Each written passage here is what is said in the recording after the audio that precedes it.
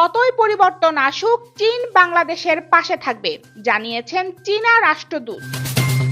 বন্যায় ক্ষতিগ্রস্ত অর্ধ কোটি মানুষ, পানিবন্দী প্রায় 10.5 লাখ পরিবার। নতুন করে কোনো এলাকা প্লাবিত হওয়ার আশঙ্কা নেই, জানিয়েছেন দুর্যোগ ব্যবস্থাপনা ও ত্রাণ সচিব। বিডিআর বিদ্রোহের ঘটনায় শেখ হাসিনা সহ 11 জনের বিরুদ্ধে হত্যা মামলা। 37 দিন পর আবারও মেট্রো রেলে যাত্রী পরিবহন শুরু। যারা ত্রাণের গাড়ি আটকে আন্দোলন করছে তারা জাতির শত্রু, মন্তব্য সমন্বয়ক হাসনাতের। ফেনী, কুমিল্লা, সিলেট, মৌলভীবাজারের বন্যা পরিস্থিতির উন্নতি, কমছে নদ নদীর পানি।